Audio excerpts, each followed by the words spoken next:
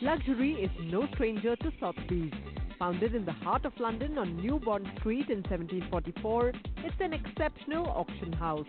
This house built a revered tradition of uniting collectors with world-class works of art and marketing the world's most cherished possessions, a tradition that has been followed beautifully by Sotheby's International Realty, a brand artfully uniting connoisseurs of life with their aspirations of luxury real estate since 1976 and currently having 930 offices in 71 countries with $108 billion of sales closed in 2017.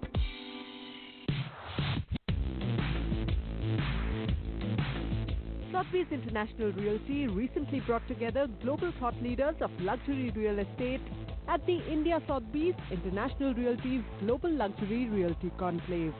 The Conclave was an international networking platform comprising Sotheby's International Realty representatives from select countries, real estate industry experts, international and domestic developers, attorneys, and high net worth individuals.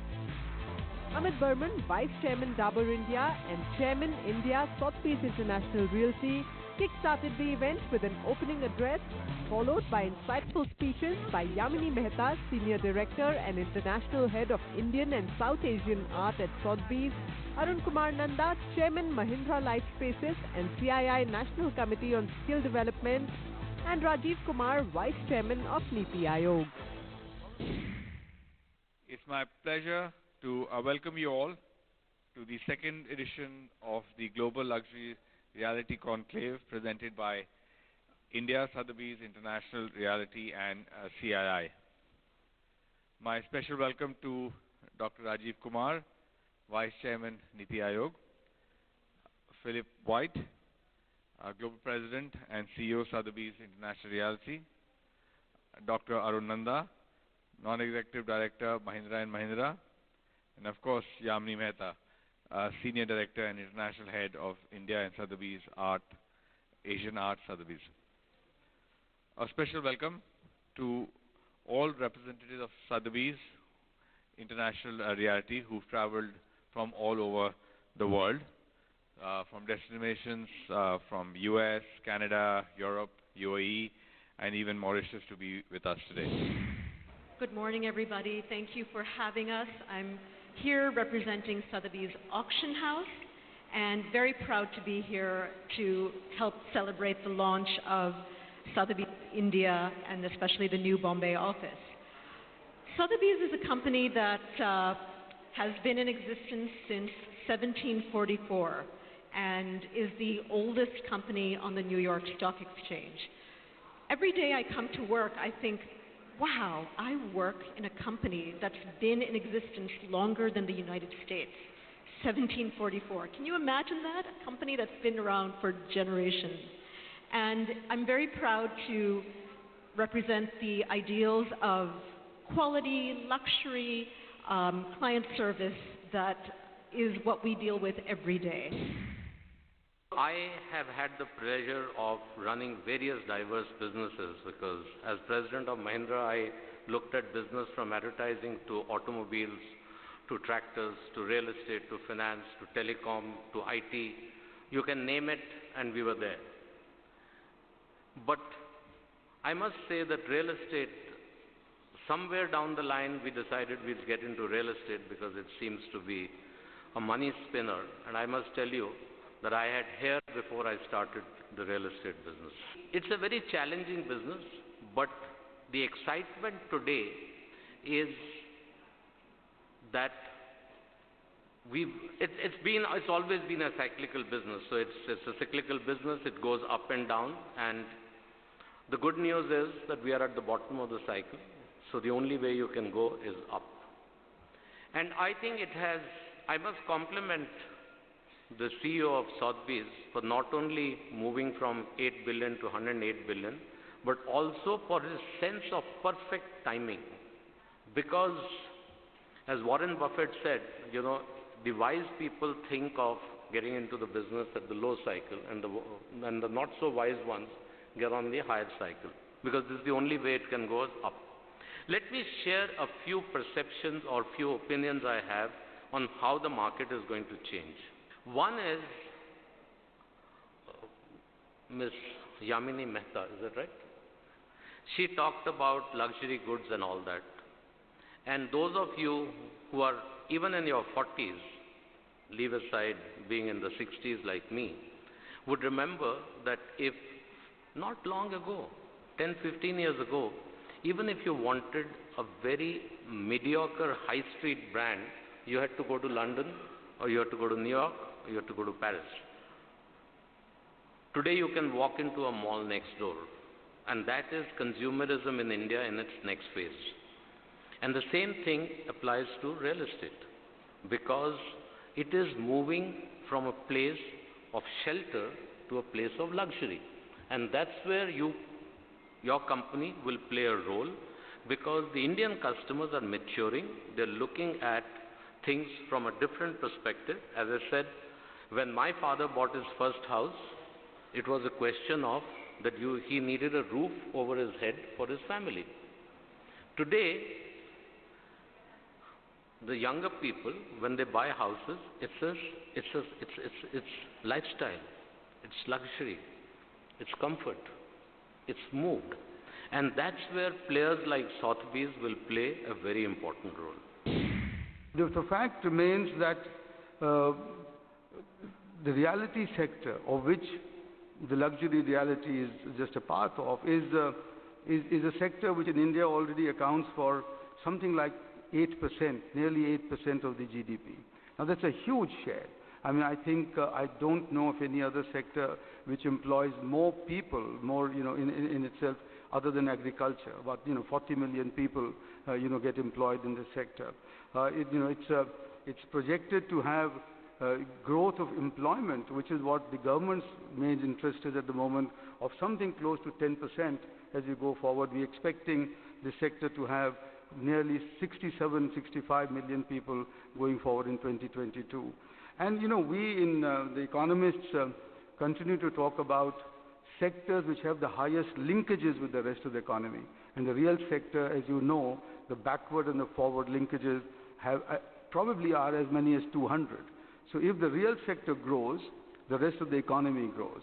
And I think within the real sector, although we in the government look after and are focused on affordable housing, as you would expect us to be, I think the luxury sector, if it leads the march for the real sector growth, I think it will be quite amazing, because that's where large values get created. That's where new ideas and architectural ideas get created. This is where I think new buildings will see the trade-off. We'll see the balance between in the environment and employment and and spaces and design and aesthetics all coming together. And I think this is where the importance of the luxury sector lies. Thank you very much for giving me this opportunity.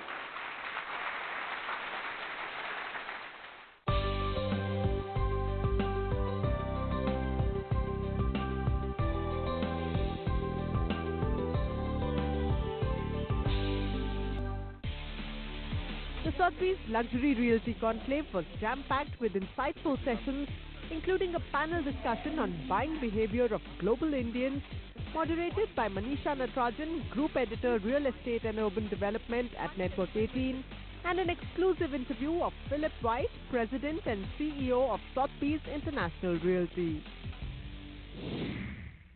Philip White, pleasure to have you join us here on CNBC TV 18. I think there's a lot of excitement to understand what luxury realty really is and who's buying luxury real estate. So let me start with that one big question. 2017, how has it been for the global luxury real estate market? I mean, you had almost a bull run in stock markets, and it was very secular across all economies. Was that great for your business? Did you cross the $100 billion mark? Well, we did. Yeah. Big round of applause, ladies and gentlemen. That's not a small figure, $100 billion for Sotheby's Global. Okay. We did. Thank you, Manisha. Yes, and we did. 2016 was $95 billion, and last year was $108 billion. And so, how did that happen? And I think you're absolutely right with the stock market so many of the markets being up. Obviously, the U.S. stock market doing well, but the Hong Kong market, Japanese. And so we benefited from the global economy, the strength of the global economy. Kind of the stable currency was helpful as well. And we feel like that, there's always a growing appetite for real estate. We benefited, from the fact that we've global footprint over the last number of years. We're in 70 countries now with 930 offices. And, that's a testament really to our network, to the great people like we have here in India who are really contributing to that global success. At the end of 2016, correct me if I'm wrong, you had $85 billion coming from your U.S. market and $10 billion coming from outside. Has that changed the revenue footprint in terms of growing outside of the U.S., or because Dow and NASDAQ did so well, you didn't have to?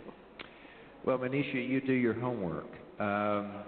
So we did $96 billion in the U.S. last year. Actually, I'm not supposed to give these numbers out. Why? So $96 billion. We need numbers. I know. Numbers make us tick. And we did $12 billion outside. So to answer part of your question, what's exciting to us with a big base in the United States, it's obviously a little harder to grow on a percentage basis. But still, I am proud to say that was about a 14.5% increase year over year, and the overall market in the United States was up only 6%. So we outpaced the overall market. But what's really, I think, more interesting to this audience is our international growth, which on a compound annual growth rate, not to get too technical, but is hovering around 20% a year. Just so, 20%. Yeah. Such a low number, not exciting enough, but we live with it. That is our target. Philippi, thank you very much for Thank you, speaking to us. Manisha. Hopefully next time your team would have taken you outside of the real estate discussions and offices. Okay. When we meet next time, I really want you to tell me which part of India or what have you seen beyond just the property. I'll give you my full report next time. Okay. I want that. Okay. Thanks, Thank Manisha. you so much. Thank you.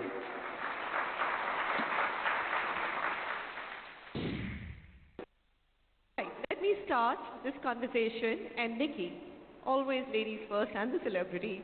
How do you feel being in India?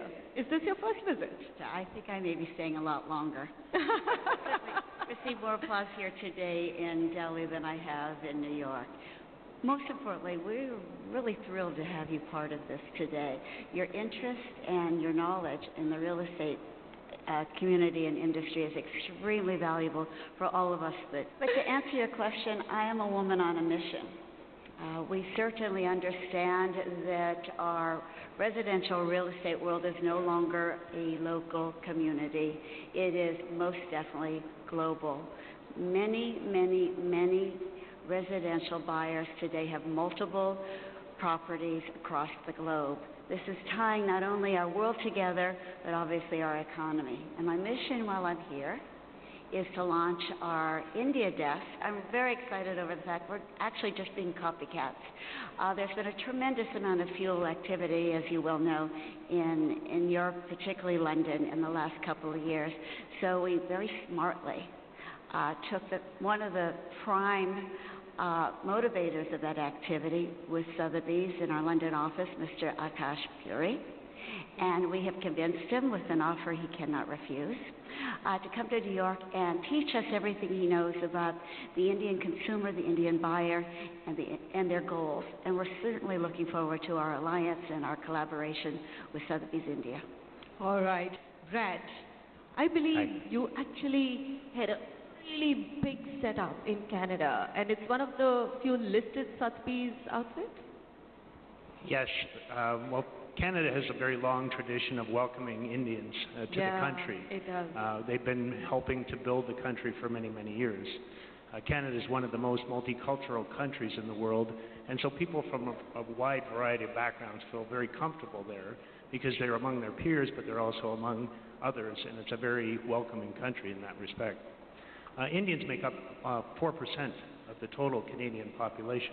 In Toronto, 10% of the population is Indian, but at the universities, it's between 20 and 30% of university students. That speaks volumes of... So that's a lot of the reason why they're buying properties. Ian, yes, always, I mean, Indians have loved the region that you operate in, isn't it? Oh yes, the UK has been home to the Indians for, well, longer than I've been alive, that's a sure fact, for probably over 100 years, and the settlement is just huge. I'm disappointed I don't have the number. Brad's already outbid me. I don't have the number of Indians living in the UK at this moment in time. Okay. Michael, yes. Hi. Save the overarching one for you, because I believe you've got touch points with every office of Sotheby. So, yes. India's my favorite office. Is that what you're going to ask? Right. Okay. Because we're going to go off script. I love it. Yeah. Opening remark. In terms of how do you place the India market? I mean, exciting, yes, but it's also challenging in some ways. I'm sorry. Place what?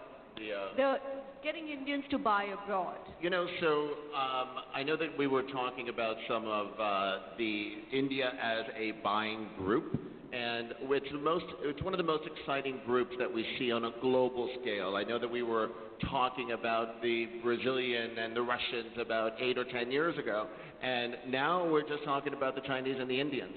And it is on a global scale with some of the key cities around the world. It is the key focus for us. We are really so excited to be here, to see the growth that our partners here with India, Sotheby's International Realty, have been doing. As Philip said, we were in Mumbai earlier this week.